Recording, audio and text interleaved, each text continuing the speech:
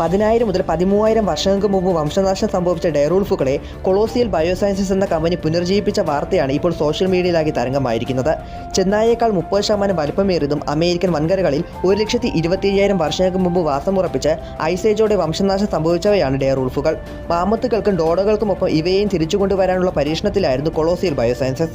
അങ്ങനെ നീണ്ട നാളത്തെ ഗവേഷണങ്ങൾക്കൊടുവിൽ 2024 ഒക്ടോബറിൽ റൂംലെസ്, റെമൂസ് എന്നീ ആൺ ഡെയർവുൾഫുകളും 2025 ജനുവരിയിൽ ഖലീസി എന്ന പെൺ ഡെയർവുൾഫും ജനിച്ചതിലൂടെ ഇവയുടെ വംശം വീണ്ടും ഭൂമിയിൽ പ്രത്യക്ഷപ്പെട്ടു. 13,000 വർഷം പഴക്കച്ചെന്ന ഡെയർവുൾഫിന്റെ പല്ലിൽ നിന്നും 72,000 വർഷം പഴക്കച്ചെന്ന തലയോട്ടിൽ നിന്നും ലഭിച്ച DNA സാമ്പിളുകൾക്ക് സമാനമായ രീതിയിൽ ഗ്രേ വുൾഫിന്റെ DNAയിലെ 14 ജീനുകളെ ക്രിസ്പർ ടെക്നോളജി ഉപയോഗിച്ച് എഡിറ്റ് ചെയ്ത് നായകളുടെ ഭ്രൂണത്തിലൂടെയാണ് ഇവ ജനിച്ചിരിക്കുന്നത്. ഇതിലൂടെ ഡെയർവുൾഫിന്റെ പല ഫിസിക്കൽ ഫീച്ചേഴ്സും ഈ കുട്ടികൾക്ക് ലഭിച്ചിട്ടുണ്ട്.